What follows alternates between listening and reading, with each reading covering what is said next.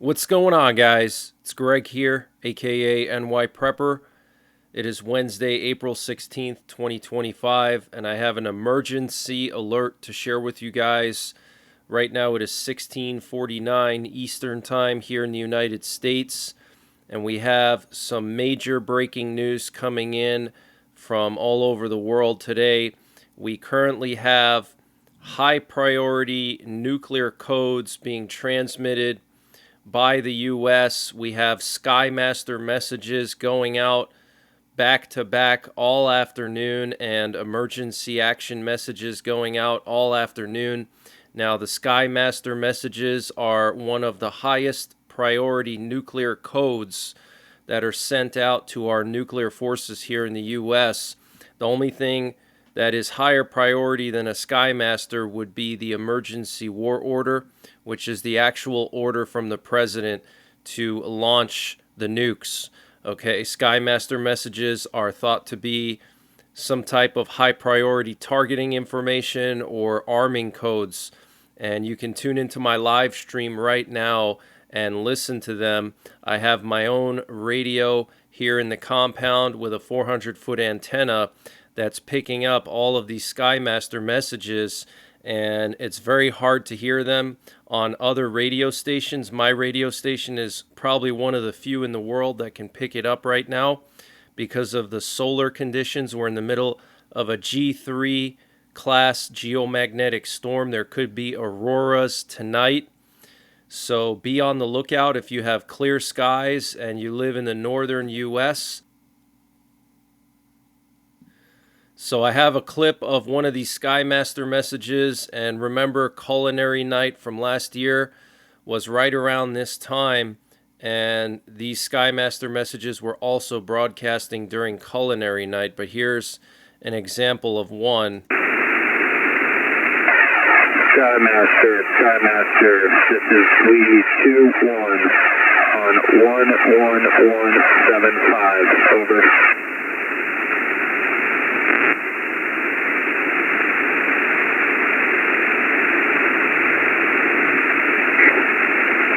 Last calling station. This is Skymaster, proceed with traffic, over. So you can hear Skymaster replying, "This is Skymaster, repeat with traffic, over." This is Skymaster, proceed with traffic, over. So this is very rare. Something big is going on. I don't know exactly what.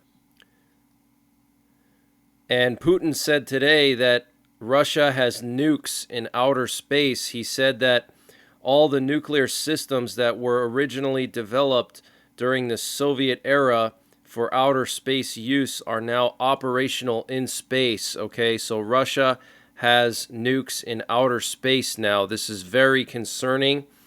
And this could be one of the reasons why we're hearing all these high priority nuclear codes today, or the U.S. is getting ready to strike Iran. And Putin is basically just warning us, listen, don't try anything because we have nukes in outer space. We'll take out all your satellites. We'll detonate EMPs over the U.S. because that was one of the major things that the Soviet Union was trying to develop, was an outer space EMP on a satellite, and also a anti-satellite weapon that would take out all satellites. Okay, so this is very, very serious. And last night, Putin was rushed to the Kremlin for some reason. Here you can see video footage of his motorcade speeding to the Kremlin. So very interesting timing that we have these high priority nuclear codes going out this afternoon. And then yesterday we had an unusually large number of Russian doomsday messages transmitted on the Russian buzzer. We had Putin rush to the Kremlin, and then Putin announced today that Russia has nuclear weapons in space. Soviet-era nuclear weapons are now in space. Okay, this is very, very serious. Something big is going on behind the scenes. And Iran's deputy foreign minister said reaching a deal with America won't take long. if the U.S. participates in the next round of talks with an approach similar to that of the first round of talks. However, he said if they change their previous positions, it will be unconstructive and will further complicate the negotiation process. Very interesting. So tune into my live stream right now if you want to listen to these high priority nuclear codes. They're being transmitted right now as I speak, and they're probably going to be going on for the rest of the night, and I will be monitoring the situation live and providing live coverage this evening. It looks like we're on the cusp of something really big. And the Trump administration is eyeing a proposal to cut funding for NATO and the UN, according to the New York Times.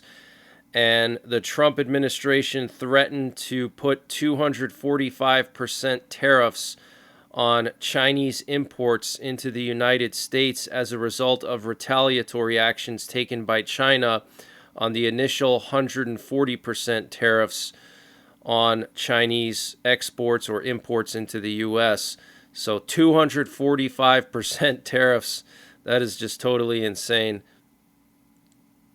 And it does appear that the Carl Vinson aircraft carrier strike group is now in position near Iran. Apparently, satellite imagery showed the Carl Vinson carrier strike group right off the coast of Oman on April the 14th. So that is very, very interesting. So all of our forces are in position.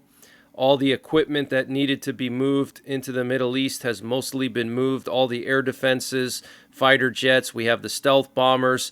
And yesterday we had major breaking news that the U.S. started using the stealth bombers with the bunker busters against the Houthis, the massive ordnance penetrators, the GBU-57, the largest conventional bunker buster in history. Okay, they started using those on the Houthis, which leads me to believe that they're getting ready to strike Iran, because that's basically live fire training. Okay, because those are the same bombs that they would use on Iranian facilities. So get prepared, guys. Something big is about to go down. And this afternoon, we have a nuke sniffer airborne over Nebraska and Kansas. This is a special plane that can detect radiation in the atmosphere. We also have a reconnaissance plane that's been patrolling the Gulf of America, looking south towards Cuba. This is the third day in a row that we've seen this. So something is going on over here in the Gulf of America. Remember that the Iranians threatened to attack us from the Gulf of America. They have the Club K missile systems, which are ballistic missiles with a 2,000-mile range that are hidden in shipping containers. And basically, they can fill a container ship with these containers and then just park that container ship somewhere in the Gulf of America and launch hundreds of missiles potentially at Florida, Louisiana, Texas. Okay, so this could be why we have this RC-135 recon plane here now. And here you can see more U.S. military transport planes going down to the Middle East this afternoon, but it's really slowed down since last week and the week before, where we saw like dozens and dozens of them every single day. Now maybe just one or two or three, okay? And Trump told reporters yesterday that if Iran tries to slow walk diplomacy, he'll do something very harsh. When asked if that included bombing nuclear sites, he said, of course. And Axios reporter Barack Ravid reported that U.S. President Donald Trump held a meeting Tuesday morning in the White House Situation Room, attended by top national security and foreign policy officials, to discuss the ongoing nuclear talks with Iran and Saturday's negotiations set to take place in either Rome or Muscat. Both Vice President J.D. Vance and Steve Witkoff are said to believe that diplomacy could lead to a nuclear deal and think the U.S. should be prepared to make compromises, while other senior members of the Trump administration like Marco Rubio and Mike Waltz are claimed to be more skeptical of the negotiations and think that military options should remain on the table alongside a campaign of maximum pressure. Wow, very interesting.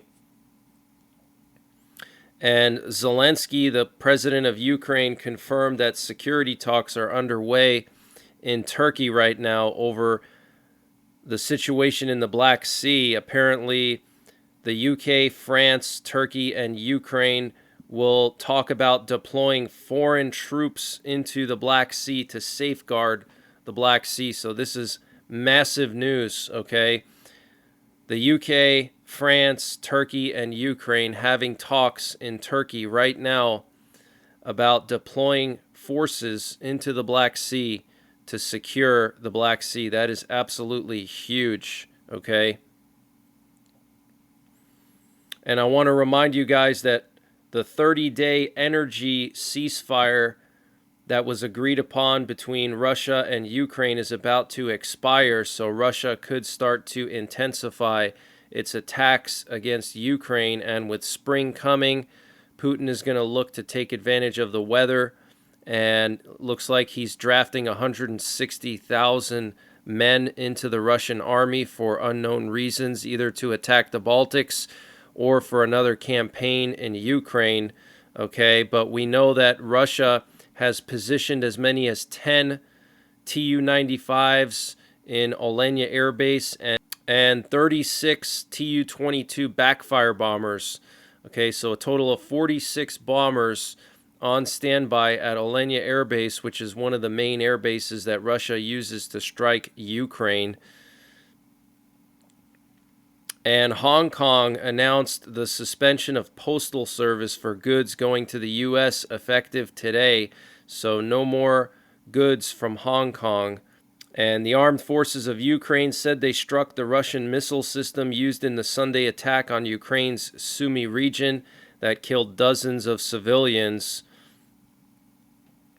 And Ukraine appears to have enacted some kind of preemptive retribution for Sunday's Russian ballistic missile attack on Sumy that killed dozens of civilians. Apparently, they struck a base for the 448th Missile Brigade. And yesterday, the IDF struck some Hezbollah infrastructure sites in southern Lebanon. And China said that U.S. tariffs will not change the long-term positive trend in its economy. And speaking of China, China has posted a navigation warning for a live fire exercise just south of the Taiwan Strait. That is absolutely huge. That is very concerning. The warning is in effect from 0800 to 1800 hours local time, starting today through the 18th. Okay, so that's through Friday. So very, very concerning. China doing live fire exercises south of the Taiwan Strait, right outside of the Taiwan Strait. And the Trump administration is looking at closing nearly 30 overseas embassies and consulates. Wow. And Trump has launched a probe into the need for tariffs on critical minerals, citing national security and resilience concerns. The probe, led by the Commerce Secretary, will evaluate the impact of imports of these materials on America's security and may result in tariffs if deemed necessary. And we had two top advisors to the U.S. Defense Secretary, Pete Hegseth, be escorted out of the Pentagon yesterday due to an investigation into unauthorized disclosure. So Dan Caldwell, the top advisor to Pete Hegseth, was escorted out of the Pentagon by security and placed on administrative leave. Shortly after that, another guy by the name of Selnick, who served in the White House and the Department of Veterans Affairs during Trump's first administration, was escorted out as well. He was also the acting Under Secretary of Defense for Personnel and Readiness. And Bulgaria has withdrawn their considerations for selling a nuclear reactor to Ukraine. And the country of Georgia said that it's impossible to talk about restoring diplomatic relations with Moscow as long as Russia continues its occupation of parts of the country. So that's the latest breaking news that I have. I wanted to come on here and quickly update you with the situation with the Skymaster messages and Iran and our nuclear forces. So the Skymaster messages are continuing right now as I record this. Tune into my live stream to monitor it in real time. I'm going to be in the live stream the rest of the evening and throughout the night, monitoring the situation very closely. And until the next time, take care, God bless, and don't forget the 3 Ps: prepare, practice, and persevere.